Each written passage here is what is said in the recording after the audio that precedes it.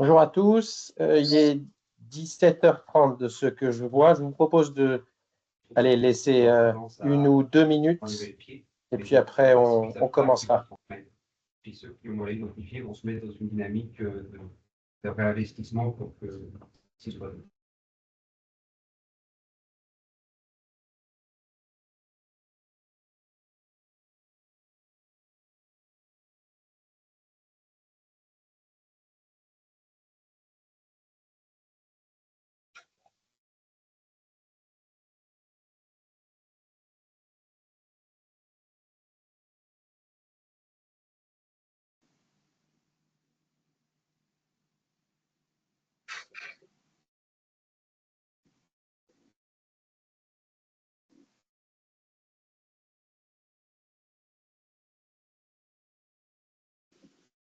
Très bien, écoutez, comme on a prévu 1 heure pour ce webinaire et que l'ordre du jour est quand même assez dense, je vous propose de commencer tout de suite ce webinaire donc d'1 heure et qui est centré sur le bas carbone, pardon, les initiatives bas carbone dans un premier temps, et puis plus généralement la durabilité au sein du secteur sucrier en France et en Union européenne.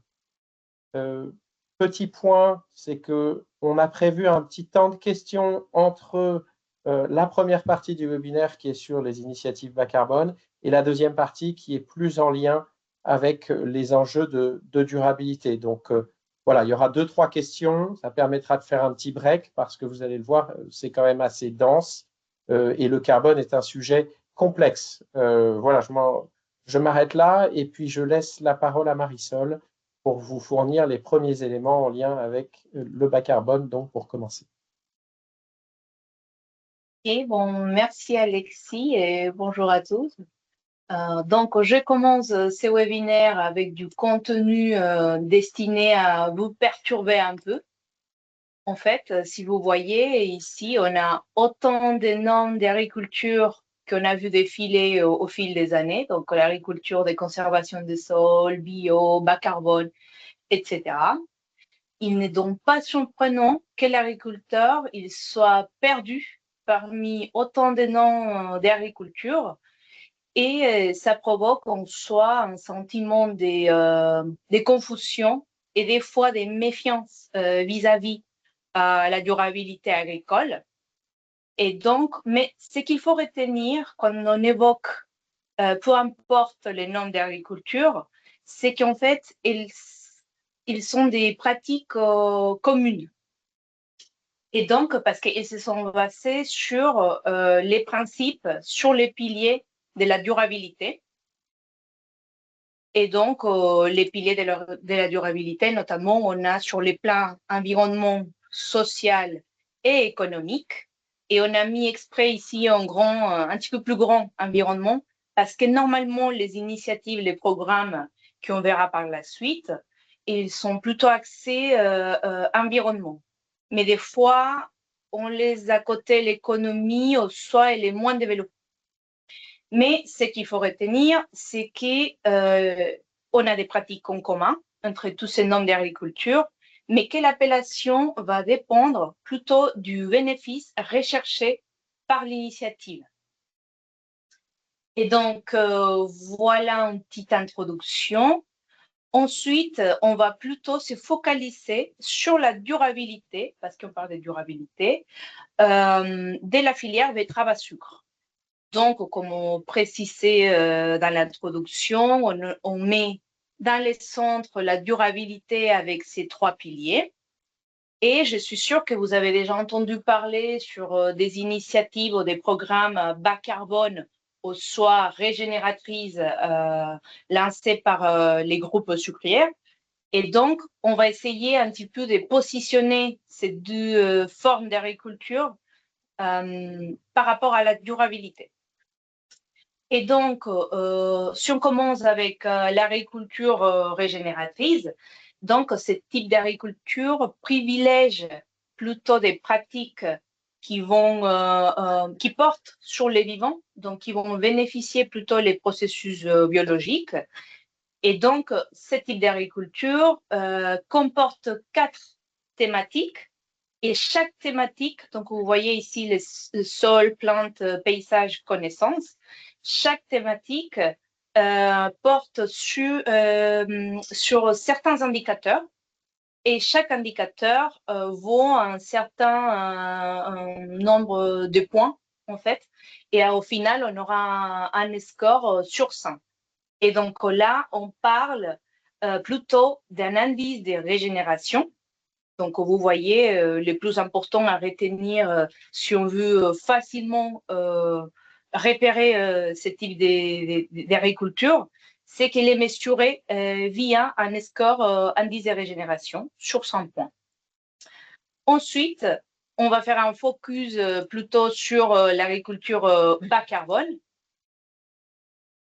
Et la diapo, elle passe pas. Donc, un petit problème d'affichage. Voilà, là c'est bon. Et donc, si on se focalise sur l'agriculture plutôt bas carbone, donc il va se centrer sur deux volets, notamment les entrées de carbone. Donc, on parle de stockage de carbone au sol. Ensuite, on verra en même temps les émissions de gaz à effet de serre, et donc notamment via des pratiques liées à la fertilisation ou soit la réduction des consommations des carburants. Mais en même temps, parce qu'on ne peut pas être vertueux surtout les indicateurs environnementaux, donc on va faire un suivi en parallèle des co-bénéfices. Donc, par exemple, on va trouver l'IFT, la qualité de l'air et de l'eau, pardon. Et donc, tout ça pour vous dire qu'il y aura des pratiques en commun entre chaque agriculture, nombre d'agriculture. Et ce type d'agriculture bas carbone, il sera plutôt mesuré en tonnes équivalent CO2 par hectare ou par an, ou soit traduit par tonne de produits.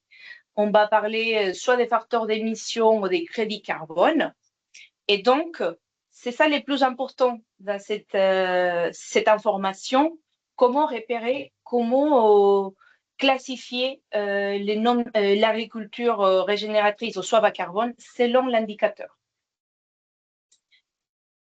Et donc, parce qu'on parle de décarbonation, durabilité, donc si on parle notamment de l'engagement de décarbonation des groupes sucriers implantés en France, et si on voit un petit peu en arrière, bon, ça fait déjà une quinzaine d'années qu'ils ont déjà bien progressé par rapport aux réductions des émissions du scope 1 et 2. Donc, ça veut dire notamment sur des activités sur site, donc industrielles, donc qu'ils peuvent réagir directement, faire des petits changements directement, donc pour réduire les émissions.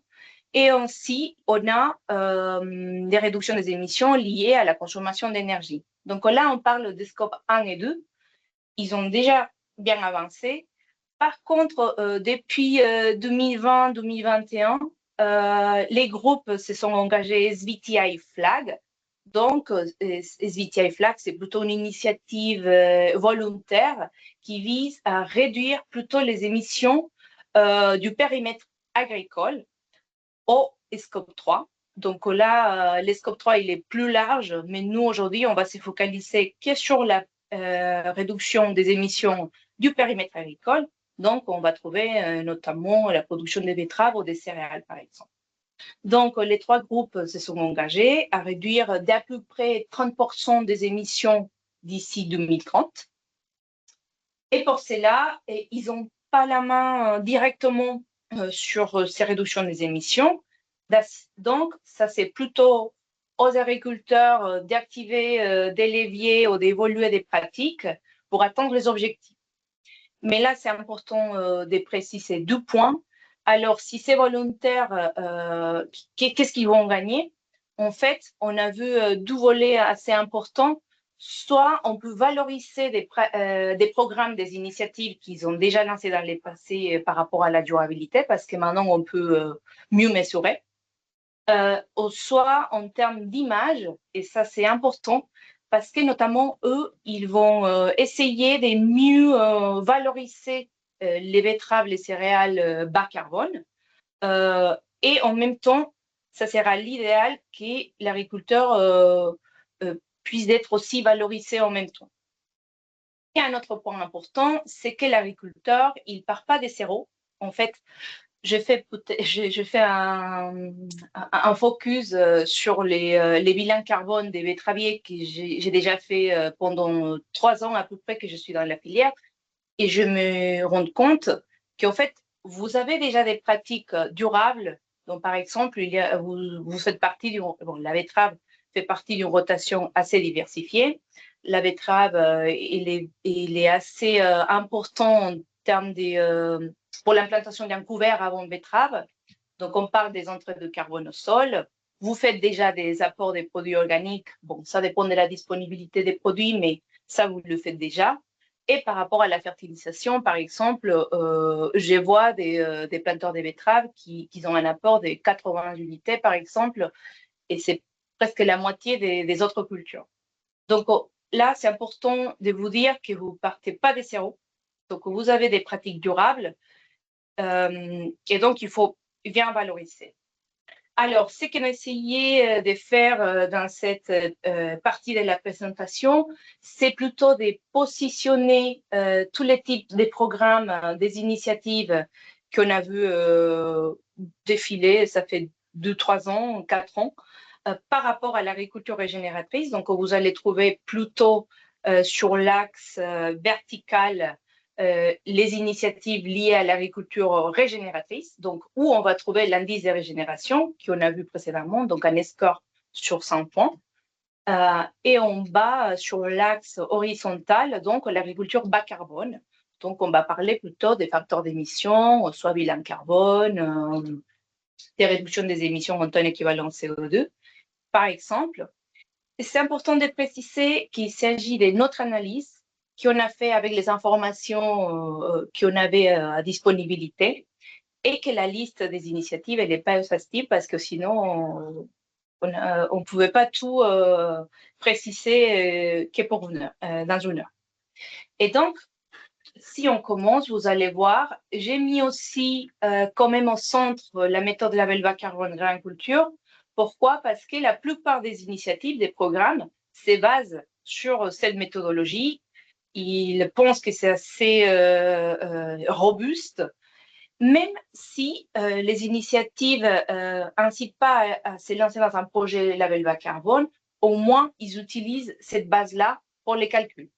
Mais il y a des initiatives qui en même temps, soit on utilise une filière, soit on peut se lancer dans un projet label bas carbone. J'ai mis aussi les initiatives en pointillé et en rouge s'il s'agit des initiatives multifilières et en noir si ce sont des initiatives plutôt axées betterave. Alors, les initiatives qu'on va présenter, soit ce sont les groupes qui ont lancé l'initiative, soit ils font partie d'une initiative multi-acteurs, multifilières. Et donc là, vous allez voir ces initiatives-là qu'on voit plutôt en tendance vers l'agriculture régénératrice. C'est parce qu'en fait, ils se focalisent sur cet indicateur-là, par exemple la prime régale. Mais par exemple, je n'ai pas pu mettre toutes les initiatives, chaque initiative derrière l'autre, parce qu'on ne pouvait pas voir les noms et les groupes. Mais ce qu'il faut retenir, c'est que ces initiatives-là vont plutôt favoriser l'évaluation des programmes via un indice de régénération. Si on va en tendance plutôt à droite et en bas, c'est parce qu'en fait, ils vont mesurer en même temps les facteurs d'émission, les réductions des émissions, le stockage de carbone directement, même si des fois, ils ne vont pas la valoriser directement. Donc, voilà ces premiers paquets des initiatives. Et ensuite, on voit 2 initiatives assez intéressantes. Donc, les primes betterave détériorose, la prime Cristal Vision empreinte 0 des Cristal Union, parce que ce sont des initiatives qui vont vraiment travailler sur les facteurs d'émission. Donc là, c'est purement betterave et facteurs d'émission dans réduction des émissions, notamment. Et donc, on ne va pas aller dans les détails dans cette partie-là, mais n'hésitez pas à poser vos questions si vous avez des doutes par rapport aux initiatives. Et donc, voilà un premier aperçu des initiatives, des tendances des initiatives déjà lancées. Donc, je passe la main à Alexis parce qu'il va plutôt, nous orienter et on va voir plutôt la place de la France, de la filière betterave à sucre en Europe. Est-ce qu'on est déjà bien avancé? Est-ce qu'on ne fait pas assez? Donc, Alexis, je te laisse la parole. Alors, normalement, ça doit fonctionner correctement. Comme je disais, donc n'hésitez pas à conserver et à poser vos questions dans le chat. On tâchera d'y répondre. C'est vrai que le temps est limité. On ne peut pas rentrer dans le détail de toutes les initiatives, notamment celles que Marisol vient de présenter. Mais voilà, si vous avez des questions un peu plus spécifiques, on pourra y répondre, soit directement juste à la fin de cette partie de la présentation, ou par écrit par la suite. Donc là, ce que je vais vous présenter, c'est l'état des lieux, et encore une fois, est-ce que nous, on a trouvé, et les initiatives que l'on a recensées au sein de la RTB, par rapport aux initiatives bas carbone et durables dans le reste de l'Union européenne. Donc vous retrouvez les initiatives qui viennent de vous être repositionnées par Marisol. Vous voyez qu'au total, quand on regarde la carte, tout simplement, on s'aperçoit que la France propose l'équivalent de 9 initiatives bas carbone ou en lien avec l'agriculture régénératrice, qui est un nombre très élevé par rapport au reste de l'Union européenne. Ça, c'est un premier constat que l'on fait. Les deux autres pays où on a un certain nombre d'initiatives qui sont recensées, c'est l'Allemagne et puis la Belgique. Ce qui est certain, c'est que cette carte est directement influencée par le nombre de groupes sucriers qui sont présents dans les différents États membres. Sous-entendu, il est assez logique que dans un pays comme l'Italie, par exemple, le nombre d'initiatives soit plus limité, puisqu'on n'a qu'une seule entreprise qui transforme les betteraves et produit du sucre. Donc, il y a une certaine logique à retrouver France et Allemagne devant, mais vous allez voir que les logiques sont un peu différentes. Alors, je vais détailler un tout petit peu le cas allemand. C'est un cas qui est assez intéressant. On retrouve en Allemagne, pour rappel, 3 grands groupes qui sont, comme pour les groupes sucriers français, engagés dans des démarches volontaires de type SBTI. Donc, ils se sont fixés des objectifs pour réduire leur niveau d'émissions à horizon 2030 et 2050. On est là encore sur des réductions qui sont à peu près du même ordre de grandeur que pour les groupes sucriers français. Donc, jusque-là, pas de grosse différence. C'est de l'ordre de moins 30% à horizon 2030 pour ce qui concerne les émissions agricoles. Si on va un petit peu dans le détail, je vais commencer peut-être par Nordzucker. Nordzucker est un groupe qui est implanté en Allemagne, mais pas que. Et ils ont lancé une initiative qui s'appelle la Smart Beet Initiative. C'est une initiative qui regroupe 7 États membres, parce que comme je vous l'indiquais, Nordzucker n'est pas présent qu'en Allemagne. Donc eux, ils ont choisi plutôt une initiative avec un périmètre géographique élargi. Et tout se passe dans cette initiative sous forme de petits programmes d'essai. Donc, vous aviez, par exemple, sur l'année 2023, 26 programmes qui avaient été lancés, tous ces programmes appartenant à cette grande initiative qui s'appelle Smart Beet Initiative. Donc, ce que l'on comprend derrière cette démarche de Nordzucker, c'est qu'ils sont dans une logique de collecte d'informations et de données pour finalement renforcer un peu leurs connaissances techniques par rapport aux pratiques à adopter.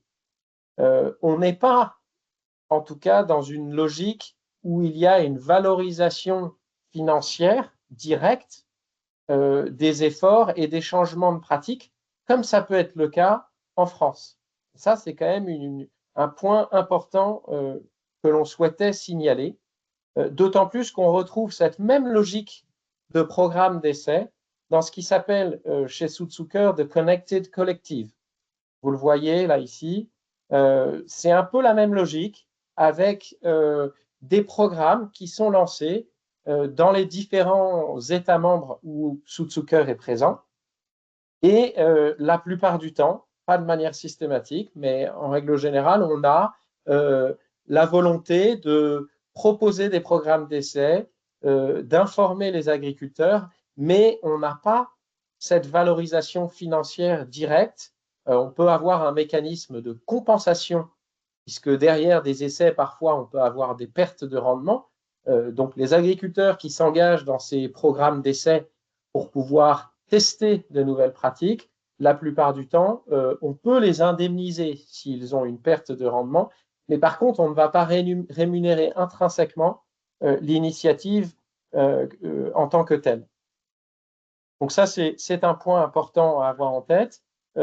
Autre point qui nous a semblé important en regardant ce qui se faisait en Allemagne, c'est le fait que les groupes allemands s'intéressent beaucoup aux engrais décarbonés et ils ont lancé, que ce soit Nordzucker ou Südzucker, des programmes qui visent à promouvoir et à mesurer un petit peu le gain qui peut être associé à ces engrais décarbonés. J'en veux pour preuve la collaboration qui a été initiée par Nordzucker avec Yara. Et donc là, c'est toujours cette même logique. Ils sont dans une phase de test, de collecte d'informations pour pouvoir mesurer et ensuite pouvoir renseigner les réductions d'émissions que cela permet au sein de leur scope 3, en tout cas pour la partie agricole de ce scope 3. Donc voilà les éléments un petit peu qui ressortent. Les Allemands proposent également des certifications que l'on connaît bien en France, notamment le FSA, dont vous avez peut-être entendu parler. En anglais, ça veut dire Farm Sustainability Assessment. C'est rattaché à une initiative plus globale qui s'appelle le SAI, dont les groupes sucriers français font également partie. Mais là, on est plutôt sur une valorisation d'une démarche de durabilité qui est qualitative plus que quantitative, avec des autodiagnostics. On va dire que le niveau de finesse est moindre que ce qui peut être proposé désormais dans les nouvelles initiatives. Donc les Allemands mettent souvent en valeur, quand il s'agit de durabilité, ces éléments-là, ainsi que la certification REDCERT, qui est en lien avec la directive énergie renouvelable et qui permet de certifier qu'une matière première utilisée notamment pour la production de biocarburants, donc par exemple pour la betterave, est durable et que les pratiques utilisées peuvent être considérées comme durables. Dernier point aussi à vous signaler, c'est qu'en Allemagne, ils travaillent beaucoup la question du bas carbone et sous un angle qui est le niveau d'émission à la tonne de produits sucre. Et pour cela, ils s'appuient sur des schémas de certification qui vont venir valider pour chaque usine le niveau des émissions rattachées en équivalent CO2 par tonne de sucre. C'est pour ça que vous voyez ce petit logo TÜV Sud qui apparaît, puisque c'est un des organismes tiers qui permet de certifier le niveau des émissions par tonne de sucre. Donc voilà un petit peu la logique allemande. Si on la résume, des programmes d'essai, une volonté de diffuser des connaissances, un focus réel sur les engrais décarbonés, peut-être plus qu'au niveau français.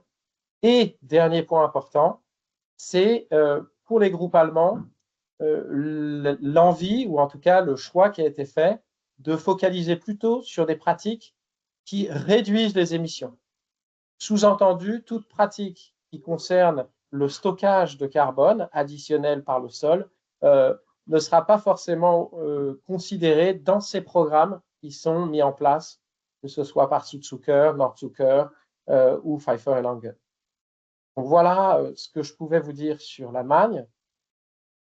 Si on regarde le second État membre où on recense quand même un certain nombre d'initiatives, Il s'agit de la Belgique, avec, vous le voyez, plusieurs initiatives. Alors, il y a une initiative un peu originale qui est une initiative interprofessionnelle. C'est ce que les Belges appellent le plan betterave, le plan B, avec là toujours un peu la même logique que ce qu'on a en Allemagne, c'est-à-dire la mise en place d'un programme de diffusion de connaissances. Donc là aussi, une rémunération, une valorisation financière rattachée aux différentes pratiques agricoles qui n'existent pas véritablement dans ce cadre-là. Au niveau des groupes sucriers, il y a aussi des programmes qui sont mis en place. Chez ISCAL, vous avez un programme pilote avec des fermes d'expérimentation. Donc, toujours cette même logique. On essaie de collecter de l'information et en collectant cette information, eh bien, on est en capacité de quantifier les choses un peu mieux à l'avenir. Et vous n'avez pas de valorisation financière en tant que telle. Et puis, côté raffinerie Tire-le-Montoise, là, on a une originalité, puisqu'on a ce qui a été appelé la Green Card. C'est un diagnostic détaillé qui est à remplir par l'agriculteur. Pour le coup, pour ceux qui connaissent un petit peu les initiatives, notamment en France, vous retrouvez un peu des similitudes. Voilà, l'agriculteur renseigne cette Green Card, il est rémunéré pour ce faire, et en parallèle, il y a une véritable transparence qui est fournie par la raffinerie Tire-le-Montoise sur la rémunération qui est forfaitaire de différents leviers ou pratiques agricoles que l'agriculteur mettrait en place. Sous-entendu, le programme vous dit, voilà, vous avez tel levier, si vous l'activez, c'est tant d'euros qui vous seront versés. Et en parallèle de ces leviers, vous avez, je renseigne mes informations au niveau de la Green Card et en fournissant ces informations, je suis rémunéré à l'échelle de mon exploitation. Voilà un petit peu comment ça fonctionne au niveau de la raffinerie Tire-le-Montoise. Si on regarde maintenant quelques autres initiatives sur les autres États membres, alors je ne vais pas toutes vous les détailler ou aller dans le détail, mais je pense que c'était intéressant de vous les signaler. Au niveau britannique, vous avez des programmes pilotes. Donc là, on n'est pas du tout dans la même logique de proposer finalement des programmes qui touchent l'ensemble des agriculteurs. On est encore sur un stade pilote avec, pour la NFU, donc l'équivalent de la CGD anglaise, un programme qui travaille sur la réduction du niveau des apports azotés minéraux. Donc, il réalise un certain nombre d'essais et ces essais ont pour vocation de mesurer l'impact, notamment lorsqu'on réduit les apports minéraux de 120 unités à 90 unités. Autre programme pilote qui a été mis en place et que je signale, c'est le programme qui est financé par British Sugar et qui s'appelle le programme pollinisateur. Pourquoi je le souligne? Parce que là, la dynamique touche non pas au bas carbone, et donc on ne s'intéresse pas forcément à l'indicateur du facteur d'émission, mais plutôt à la biodiversité. Vous voyez que chacun y va un petit peu de son initiative. Qu'est-ce qu'ils font concrètement? Ils ont installé des boîtiers qui permettent d'enregistrer l'ensemble des bruits qui sont à proximité de champs d'essai. Et au travers de ces bruits, ils utilisent l'intelligence artificielle notamment pour déterminer si, notamment en identifiant des champs d'oiseaux, on peut avoir une estimation de l'impact biodiversité et de la dynamique liée à de nouvelles pratiques qui sont mises en place dans ces champs à proximité des endroits où on enregistre les sons. Donc voilà une autre initiative qui s'est développée. Chez COSUN, alors il n'y a pas beaucoup d'initiatives, mais par contre, vous allez voir que là, on est sur des programmes et un niveau d'avancement qui est quand même pas le même, je dirais, que dans les autres États membres et qui se rapproche du niveau de maturité qu'on a en France. Je mentionne deux éléments. D'une part, le programme REGENEL, c'est un programme public qui fait l'objet donc de moyens financiers importants. puisqu'il y a l'équivalent de quasiment 130 millions qui ont été mis sur la table par les pouvoirs publics. Et puis, il y a une partie de cofinancement également, à hauteur d'un montant qui n'est pas précisé, mais qui visiblement est à peu près du même niveau que le financement public, de ce qu'on a compris. Donc, ça signifie quoi? Ça signifie que finalement, en matière de bas carbone et de durabilité, les Pays-Bas se donnent un peu les moyens de leurs ambitions. L'objectif de ce programme, c'est d'avoir 1000 fermes qui seront engagées en agriculture de régénération d'ici à 2030. Voilà, pour vous donner un peu des ordres de grandeur, avec aussi l'enjeu de la formation, 10 000 agriculteurs formés, c'est un peu l'objectif que s'est fixé ce programme. Dernier point, alors je suis très mauvais en néerlandais, mais voilà, l'initiative qui s'appelle Grøykracht Kosoen, qu'est-ce que c'est? Alors là, ce n'est pas véritablement une initiative en tant que telle sur un programme d'essai ou autre, mais par contre, c'est un outil qui permet de centraliser les données, et notamment les données qui sont en lien avec l'adoption et les pratiques des agriculteurs. Alors, ça concerne à la fois la betterave, mais également la pomme de terre et la chicorée. Donc, il faut imaginer que derrière ça, on retrouve un enregistrement et un recensement de l'ensemble des pratiques des agriculteurs par le groupe coopératif. L'intérêt derrière, c'est de pouvoir avoir une facilité en matière de reporting, aussi bien pour le reporting de Kosoen que pour le reporting de ses clients acheteurs, puisque tout est automatisé et 100% des betteraviers qui livrent leurs betteraves à Kosoen sont intégrés dans ce système, et donc vous avez un suivi quasi automatisé, si j'ose dire, des pratiques des betteraviers néerlandais pour le compte de leur coopérative. Donc voilà, vous voyez, une approche un peu différente où finalement on s'intéresse plus au recensement et au suivi de ce qui est fait, au-delà d'avoir un programme d'essai qui quantifie les bénéfices en matière de carbone ou de biodiversité. Le dernier élément, ça concerne l'Italie, où là, en fait, on a, donc je le disais, une seule entreprise, qui est la Coprobé, qui produit du sucre. Alors eux, probablement aussi, compte tenu de la taille un peu limitée de l'entreprise, ils s'appuient sur un système qui est un système national, qui est le SNQPI. C'est une certification qui, quand on regarde, et pour faire un peu simple, se rapproche de la certification HVE. Donc, ça n'est pas une certification spécifique au secteur sucrier. Par contre, comme elle bénéficie d'une certaine reconnaissance au niveau national, puisque c'est un schéma public ou porté par les pouvoirs publics italiens, eh bien, il est utilisé par la Coprobé pour valoriser les pratiques de ces agriculteurs. Donc, vous avez un petit résumé de ce que je viens de vous présenter.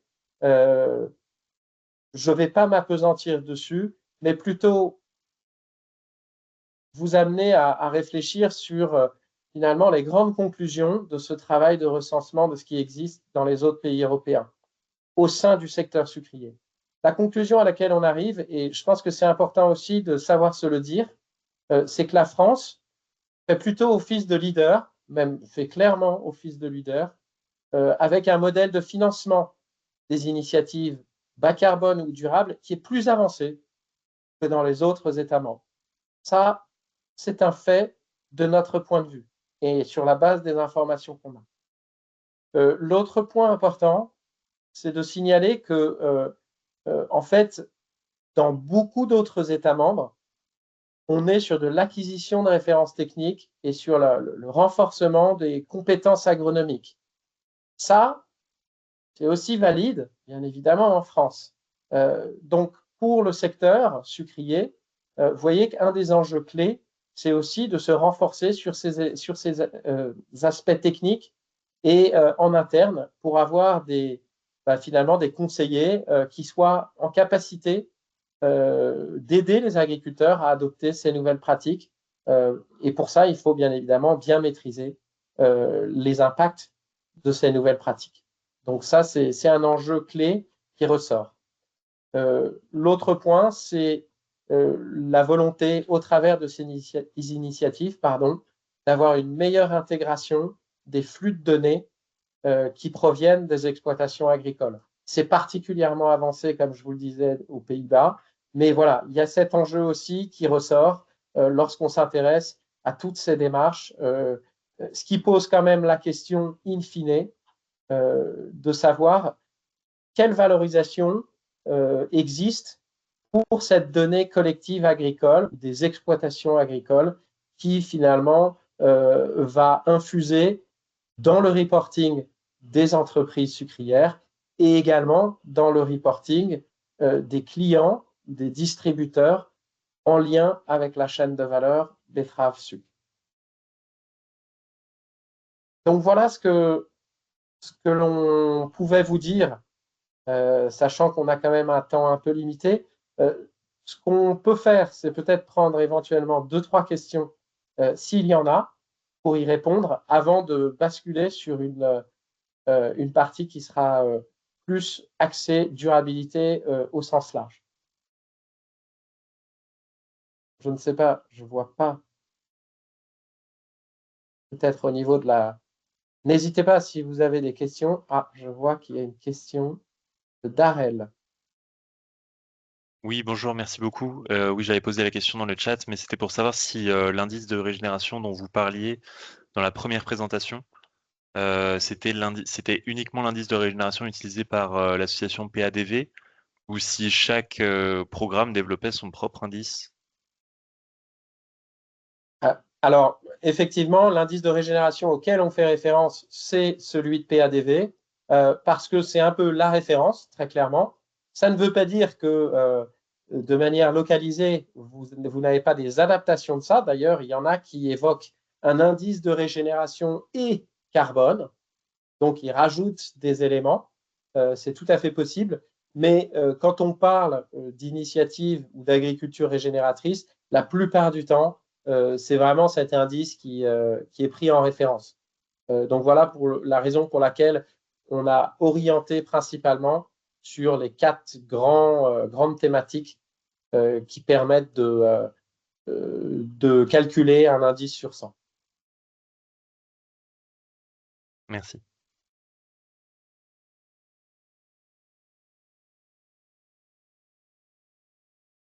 Ok, bah écoutez, je ne vois pas d'autres questions. Peut-être dans le chat, je ne sais pas s'il y avait quelque chose. Sinon, je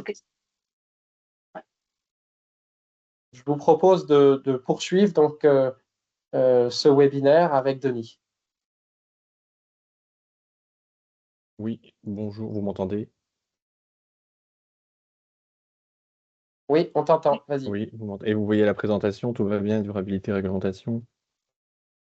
Oui, c'est bon. Ça marche. Donc, on va ouvrir pour la suite, on va ouvrir un peu le sujet de la durabilité dans le sens où on a beaucoup parlé, c'est vrai, du carbone, mais la durabilité sur le volet environnemental, ce n'est pas que le carbone, puisqu'on a d'autres enjeux qui sont sous-jacents, comme l'eau, l'air et le sol. Alors, pourquoi aujourd'hui est-ce qu'on parle essentiellement du carbone?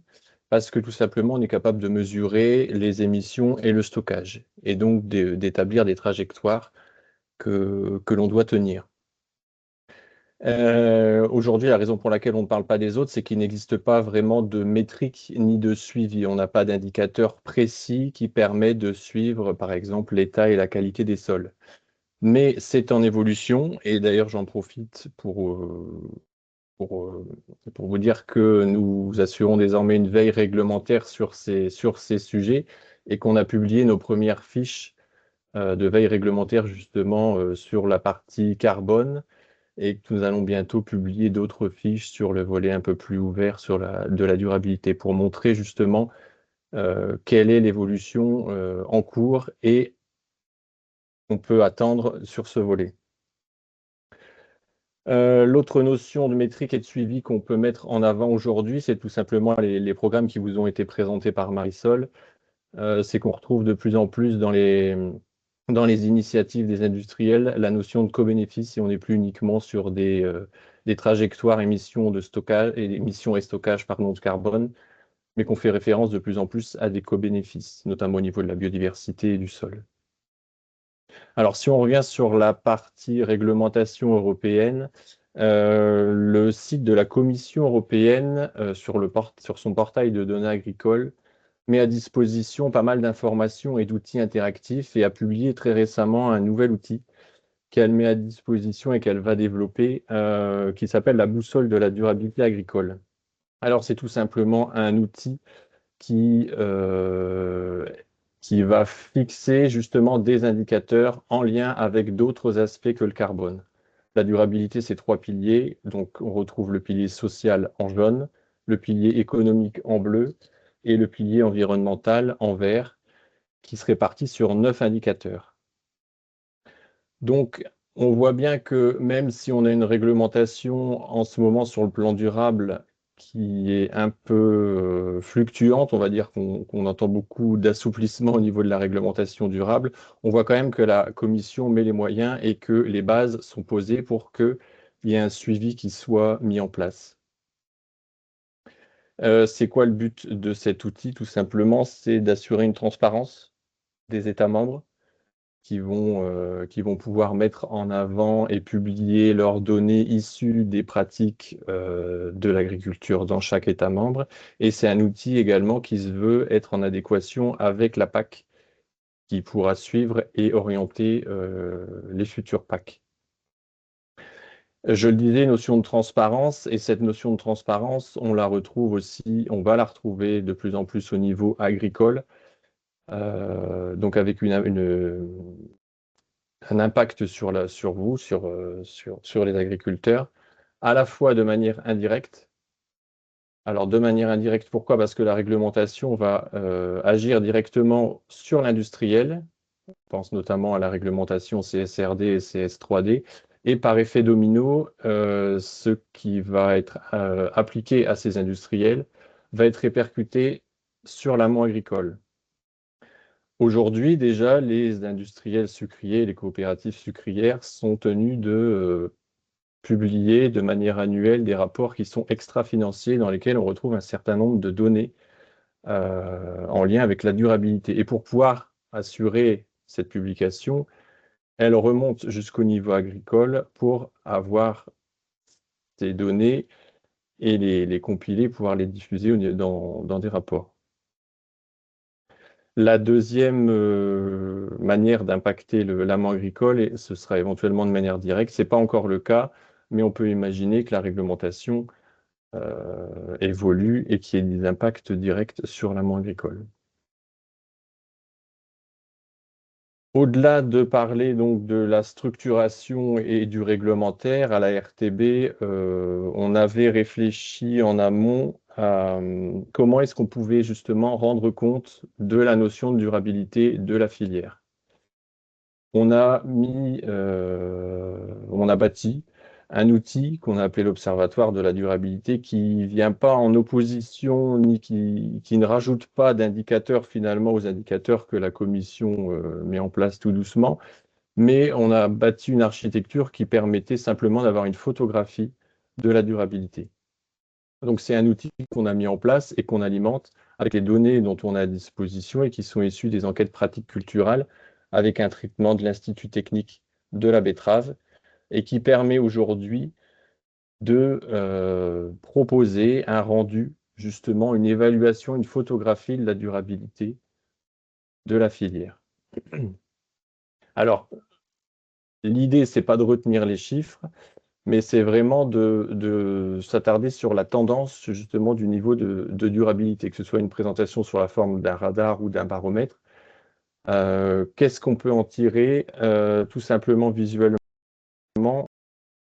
c'est pas parfait, puisqu'on voit qu'il manque des données sur le radar de gauche, notamment sur les années 2011. C'est pas parfait, mais on fait avec les données qu'on a à disposition. Et le deuxième constat, c'est que l'évolution de la durabilité n'est pas flagrant, mais il faut noter aussi que justement cette évaluation, elle se fait en deux temps. D'abord, on a le changement des pratiques qui doit être pris en compte et ensuite l'impact de ce changement de pratique. Donc c'est une évolution qui se fait sur un temps long. Et on voit quand même néanmoins que sur les 10 dernières années, on a une évolution qui va quand même dans le bon sens et qui est plutôt positive, même si elle n'est pas flagrante. Si on va un petit peu plus loin, donc si on raisonne à une échelle un peu plus fine, pas uniquement au niveau des enjeux, mais au niveau des indicateurs qu'on a développés, là encore une fois, il ne faut pas retenir les chiffres, mais plutôt la tendance, c'est que, encore une fois, on a une tendance qui va dans le bon sens. Et notamment sur le volet biodiversité qu'on a mis en place, on s'aperçoit que c'est notamment la couverture du sol qui permet d'avoir un impact positif global sur les 10 dernières années sur vos pratiques culturelles. Donc c'est ce que Marisol disait tout à l'heure. La durabilité, finalement, on n'en a peut-être pas forcément conscience, mais les pratiques, elles vont néanmoins dans le bon sens.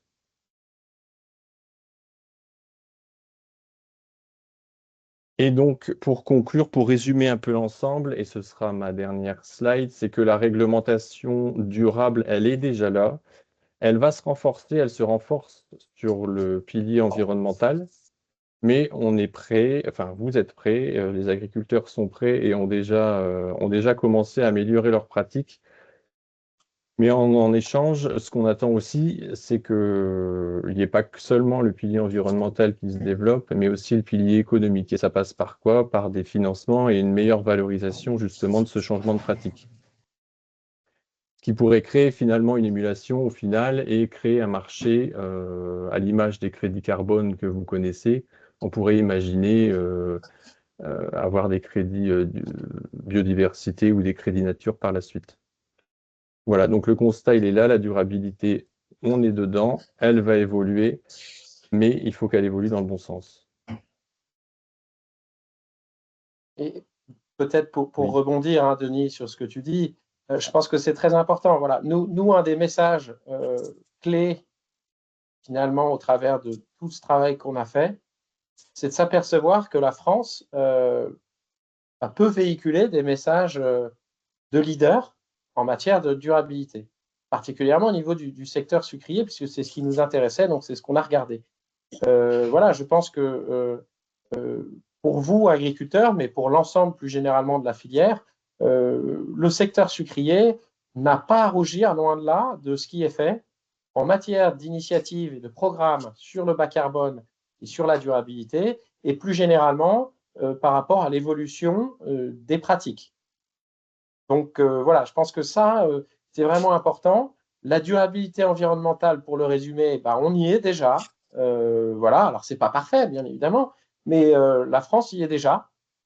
Maintenant, ce qui manque, c'est, comme tu l'as dit, Denis, une durabilité économique et quelque chose qui puisse garantir une pérennité à long terme de ces changements de pratiques. Ce n'est pas facile, mais ça pose aussi des questions sur l'acte d'achat en France et en Europe, parce que si on veut quelque chose de durable, à un moment donné, il va falloir que ça passe par de l'économique et donc un consentement à payer pour son alimentation qui soit en adéquation avec ce qu'on veut quand on est citoyen ou même consommateur, c'est-à-dire un produit de qualité, local et durable.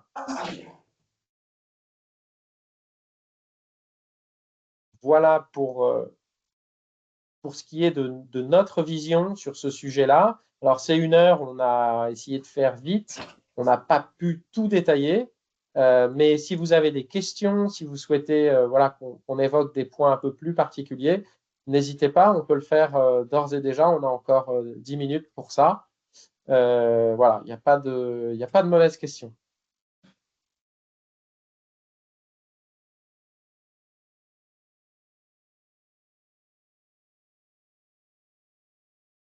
Oui, Darrell. Pardon, du coup, j'en profite, je vois qu'il n'y a pas d'autres questions. Je me posais 2 questions. La première, c'était est-ce que vous avez une idée un peu des montants globaux qui sont en jeu quand on parle de programmes ou de dispositifs de financement qui viennent de l'aval? Parce que c'est un point sur lequel nous, côté FNSEA, on n'a pas du tout de visibilité aujourd'hui.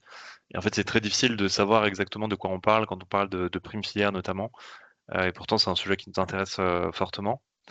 Et la deuxième question, c'est peut-être votre analyse sur les causes qui font que justement la France est aujourd'hui plutôt un leader. Alors, je ne sais pas si c'est lié à l'existence du label bas carbone ou si c'est l'organisation des filières, mais qu'est-ce qui fait qu'aujourd'hui, notamment les groupes sucriers, mais je pense que c'est le cas dans beaucoup d'autres filières également, sont en pointe justement dans ce développement des initiatives bas carbone? Est-ce que vous avez pu analyser un peu les raisons? Ouais.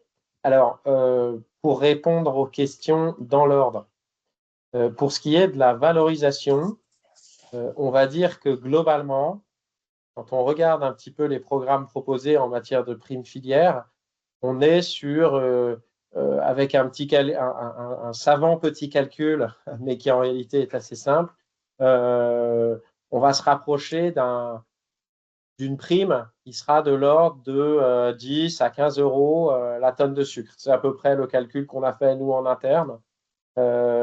Donc, c'est un début, mais c'est sûr que pour un agriculteur qui va transformer ses pratiques, ça ne couvre pas l'intégralité, mais c'est déjà pas mal. Il faut à un moment donné voir aussi les choses en regardant le verre à moitié plein, sinon on n'y arrive pas.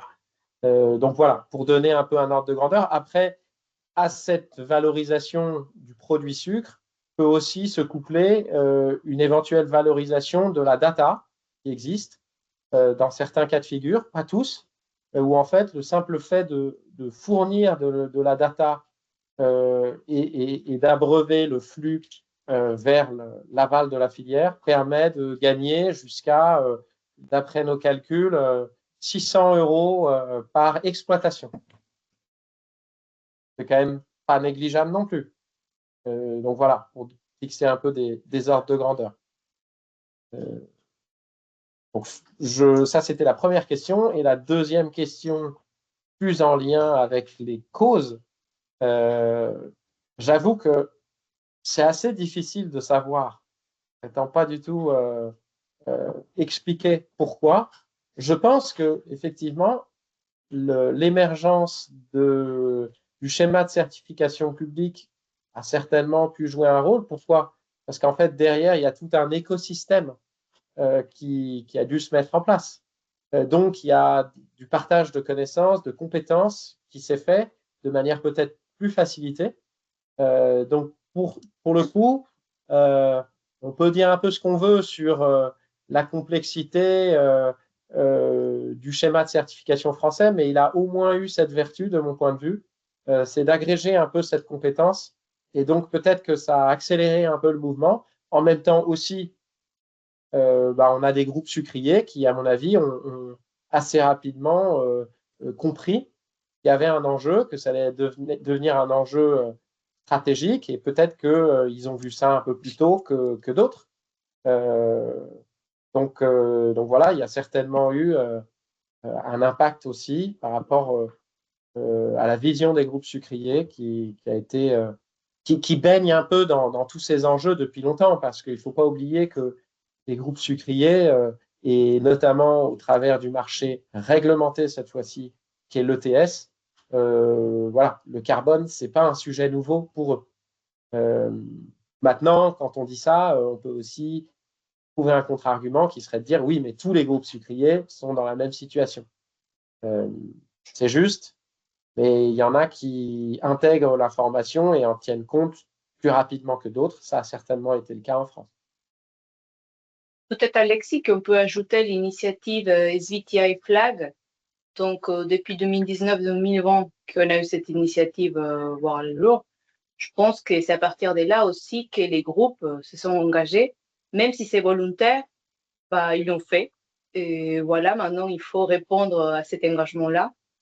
Donc, je pense qu'il y a ces deux volets-là. On a une méthode assez robuste, mais en plus, il y a une initiative qui incite à continuer ces réductions des émissions du Scope 3, notamment, dans la matière première agricole. Donc, pour moi, ce sont ces deux points. Peut-être un autre élément qui, à mon avis, a joué aussi, qui a été évoqué par Denis, c'est la réglementation. Pourquoi? Parce qu'en fait, la CSRD, qui a été évoquée indirectement, s'applique avec des niveaux de seuil. Quand vous êtes une grosse entreprise, eh bien, vous êtes soumis, d'ores et déjà, d'ailleurs, depuis un certain temps, à ce reporting. Ce qu'on peut imaginer, c'est que dans d'autres États membres où ces seuils ne sont pas forcément atteints, ils n'ont pas eu cette sensibilité puisqu'ils n'étaient pas concernés par cette réglementation. Donc, pour des petits États membres, en tout cas, à mon avis, cet aspect réglementaire, il a pu jouer sur le fait de se dire, oh là là, mais il va falloir que je sois en ordre de marche pour faire du reporting et donc que j'ai de l'information et de la part notamment de mon amont agricole. Assez tôt, en fait, ils ont dû se rendre compte de ça, alors que dans d'autres structures plus petites, ce n'était pas le cas.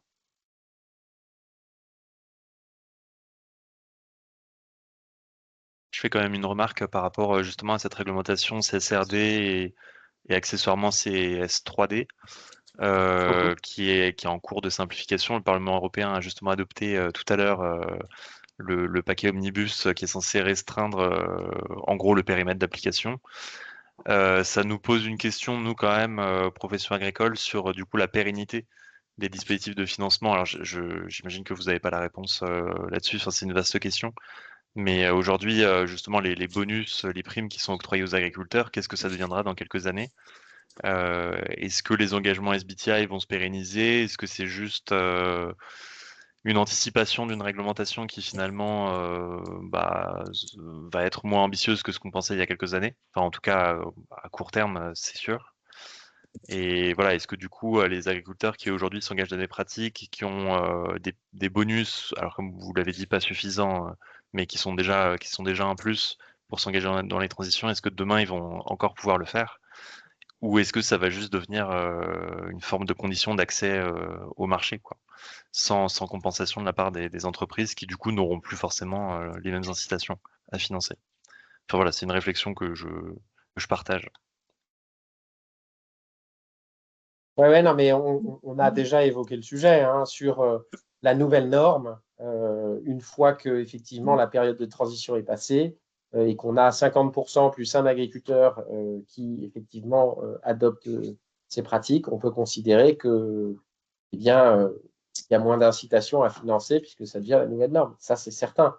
Maintenant, je pense que un des vrais enjeux qu'on a évoqué aussi un petit peu rapidement, mais c'est en conclusion, c'est l'acte d'achat. C'est-à-dire qu'à un moment donné, il va falloir que ça passe par une réaffectation d'une partie de disponible chez le consommateur vers l'alimentation pour que finalement le distributeur et le client acheteur de sucre et autres puissent rémunérer ça. Sinon, on n'y arrivera pas. Donc, en fine, je pense que la question est légitime. Une fois que c'est la nouvelle norme, ce sera plus difficile de le rémunérer. C'est pour ça qu'il faut aussi savoir utiliser le marque-pied quand il est là, plutôt que éventuellement d'attendre aussi trop longtemps avec une marche qui sera d'autant plus grande à gravir qu'elle ne sera plus, qu'elle bénéficiera plus d'un certain soutien. Je vois qu'il y a une question de Jérôme, Harry. Oui, bonsoir Alexis. Vous m'entendez bien? Ouais, c'était peut-être. Alors déjà, merci pour le webinaire parce que c'est quand même pas facile comme sujet et donc merci pour l'effort de vulgarisation, c'est chouette. Non, par rapport aux questions qui étaient posées, peut-être amener des compléments d'infos. Alors en effet, la commission vient d'alléger quelque chose. On vient d'alléger le reporting. L'urgence climatique, elle n'a pas changé. L'urgence climatique n'a pas changé. Donc les enjeux de tout ça qui sont issus grosso modo de la COP 15 Paris, accord de Paris, réduction d'ici 2030 et neutralité carbone à 2050. Ça, c'est des choses. On peut, enfin, je veux dire, il faut regarder les choses en face. Quand on voit les années qu'on vient d'avoir, ce réchauffement climatique, je pense qu'il y a plus grand monde qui doute, mais qu'est-ce qu'on fait à notre niveau? Et donc, les réponses qui ont été données, pourquoi les groupes sucriers avancent, peut-être des éléments complémentaires, c'est que on est complètement, nous, en contact avec des clients qui, aujourd'hui, ont des impératifs eux aussi, et notamment des gros clients qui, eux aussi, ont des engagements à remplir. Et donc, ça veut dire que ces clients, même si pour l'instant, l'envie de rémunération n'est pas complètement pléthorique, mais en tout cas, il y a des gens qui ont démarré, hein, il y a des clients qui ont démarré. En tout cas, ces clients savent qu'ils vont être contraints, eux aussi, à réduire. Et quand vous prenez des groupes agroalimentaires ou des groupes de la cosmétique et qui nous achètent des commodités qui rentrent, eux, parfois 80 ou 90% de leur empreinte produit vient de l'amont, bah vous comprenez que ces gens-là, ils viennent taper à la porte en disant hey, on a besoin de vous, parce que si l'empreinte carbone de mon parfum, l'empreinte carbone de ma pâte à tartiner, etc., je vais me faire taxer. Donc, en réalité, il faut que je la fasse avancer et que vous représentez 80 à 90% de mon approvisionnement, donc de cette empreinte, et ben forcément, ces gens-là doivent bouger. Donc, c'est deux choses, c'est ça. Et après, bah oui, il y a une envie aussi de. Enfin, tu l'as dit, Alexis, il faut répondre quand même, parce que quand on est une grosse structure, il faut répondre à des engagements. Mais voilà, je pense qu'il ne faut pas se leurrer. Le fait d'être partie de s'être impliqué et de lancer des programmes, c'est même si en ce moment on entend bien hein, qu'il y a une espèce c'est pas un recul, mais enfin en tout cas ça lève le pied sur certaines choses. Ça n'enlèvera pas les obligations qu'on devra remplir à terme, mais que tout un chacun doit remplir. Même les agriculteurs. Si on sait que l'agriculture est responsable de 20% des émissions de gaz à effet de serre, il y a un moment où aussi on va nous dire les produits que vous mettez sur le marché, hein, quels qu'ils soient, vont devoir un jour répondre à des normes, répondre à des exigences. Donc ça veut dire qu'il faut y aller. Donc là, il y a une volonté de dynamique il y a un aspect volontaire. Et puis la question aussi qui a été posée tout à l'heure par rapport à ce que ça pouvait représenter comme flux financier. Le chiffre, il est complètement public, donc on peut quand même le citer.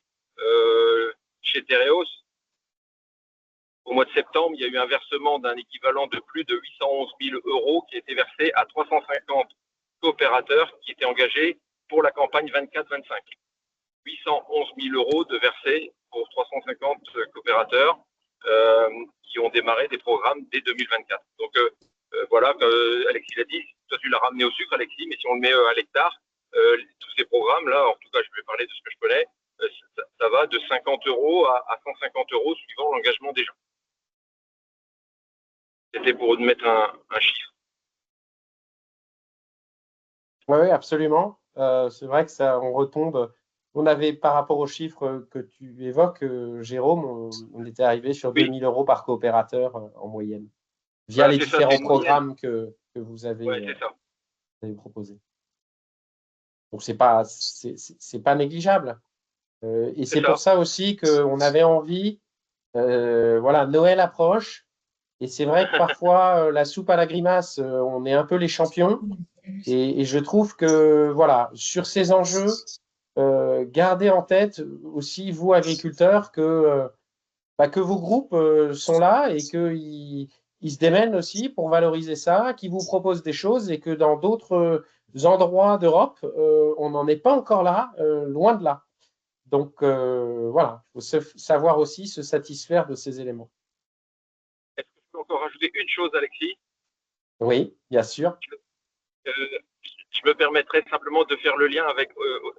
donc là, on a parlé de programme, on a parlé de ces démarches de durabilité et de la rémunération qu'on pourra en tirer en fonction de ce que les clients vont... Enfin, ce qu'on va aller, nous, pouvoir chercher chez les clients.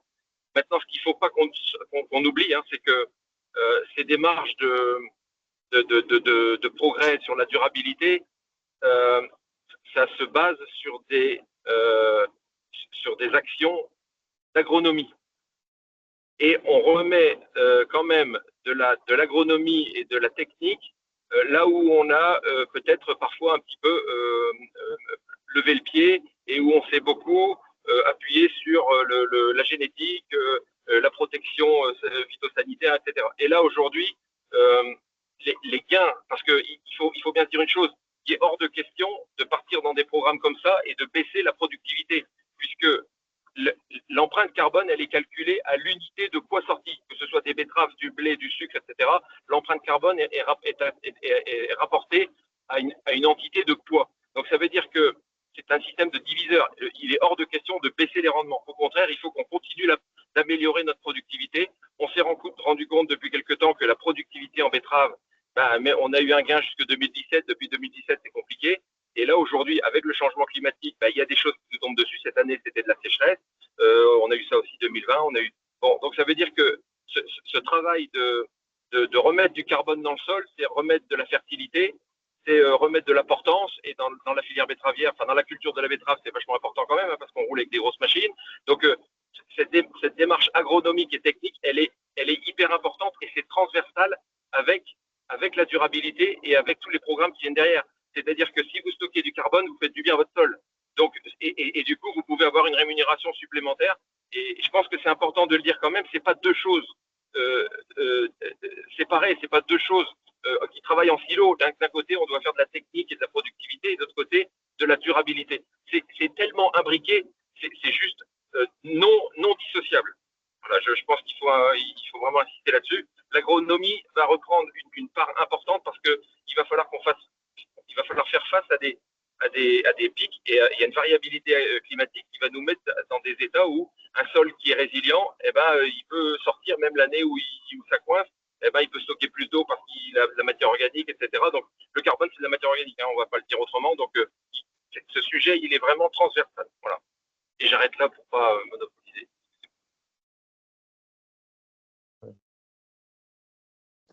Au contraire, c'est très bien. Merci, Jérôme, pour ton intervention. Je vois qu'il est 37, on a dépassé. Vous souhaitez à tous, pour finir et conclure, de très belles fêtes de fin d'année. J'espère que vous avez appris des choses quand même si on a dû faire ça un peu au pas de course. Si vous avez des questions, encore une fois, ou si vous souhaitez plus d'éléments techniques, n'hésitez pas à nous contacter, parce que là, on a fait ça un peu à la serpe, mais on a bien évidemment plus d'éléments précis si vous le souhaitez. Et puis remercier aussi l'équipe, Marisol et Denis notamment, mais également Alicia, qui nous aident pour organiser ces webinaires. Donc voilà, merci. Et puis bravo aussi pour tout le travail de cette année, j'en profite, qui a été réalisé par l'équipe de la RTB. Merci à tous pour votre participation. Merci. Merci beaucoup.